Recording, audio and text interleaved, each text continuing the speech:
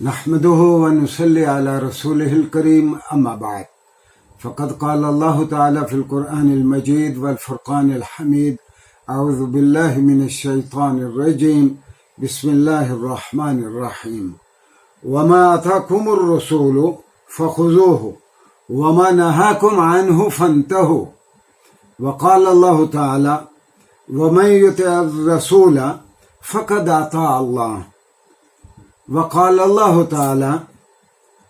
لقد كان لكم في رسول الله أسوة حسنة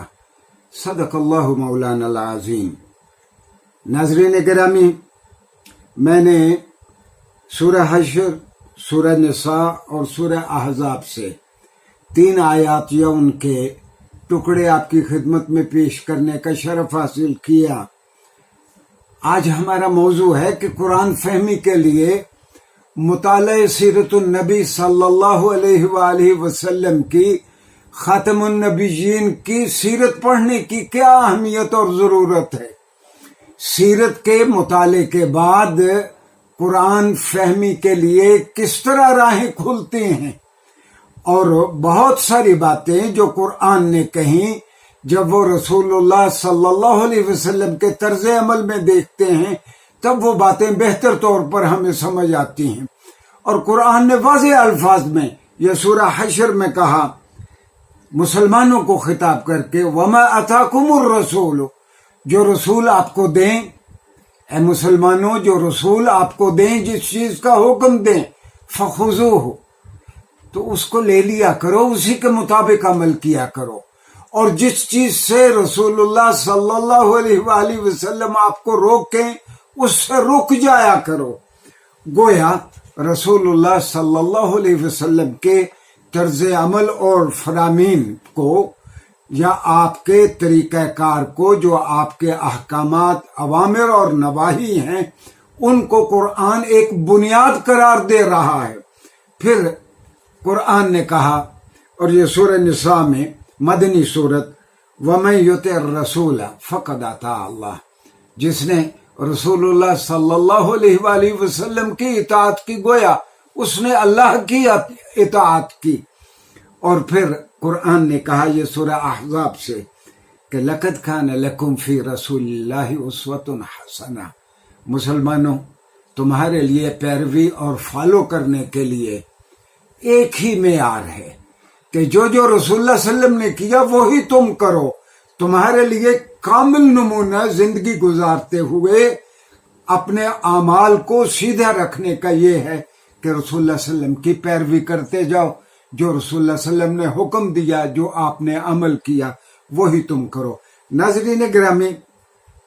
حقیقت یہ ہے کہ قرآن کریم نے تو ایک نظریہ حیات دیا ہمیں، قرآن کریم نے ایک ورلڈ ویو دیا، زندگی گزارنے کا ایک طریقہ اور ایک فلسفہ حیات دیا۔ یہ فلسفہ حیات کس طرح عملی صورت میں متشکل ہوا، اس کی تعبیر رسول اللہ صلی اللہ علیہ وسلم کے طرز عمل میں ہمیں ملتی ہے۔ گویا رسول اللہ صلی اللہ علیہ وسلم پریکٹیکل مینیفیسٹیشن تھے، وہ عملی تعبیر تھے قرآن کریم کی۔ اسی لیے کسی نے حضرت عائشہ رضی اللہ عنہا سے پوچھا کہ رسول اللہ صلی اللہ علیہ وسلم کا اخلاق کیسا تھا، تو آپ نے کہا کان خلقہ القرآن، اور رسول اللہ صلی اللہ علیہ وسلم کا اخلاق تو قرآن تھا۔ ناظرین گرامی، یہ شرف صرف رسول اللہ صلی اللہ علیہ وسلم کو حاصل ہوا، دیگر سارے انبیاء میں سے کسی کو یہ شرف، یا یہ کسی لیڈر کو یا کسی مصلح کو یہ شرف نہیں ملا کہ اس کی زندگی کے ایک ایک لمحے کو اس کے چاہنے والوں نے ریکارڈ کیا ہو۔ اور رسول اللہ صلی اللہ علیہ وسلم کی زندگی کی تفصیلات ہمیں آثار کی صورت میں، حدیث کی صورت میں، سیرت کی کتابوں میں ہمیں وہ ساری تفصیلات ملتی ہیں۔ اور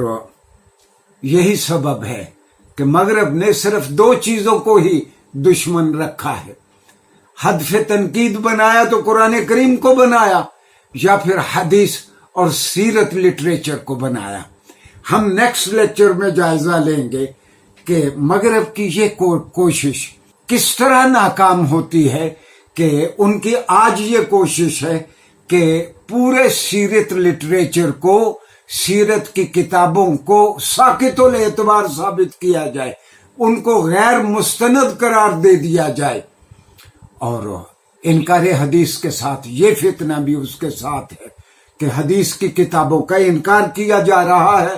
اور اسی طرح سیرت کی کتابوں اور اس میں بیان کیے گئے واقعات کو من گھڑت کہا جا رہا ہے۔ اس کا جائزہ ہم انشاءاللہ نیکسٹ لیکچر میں لیں گے۔ شکریہ۔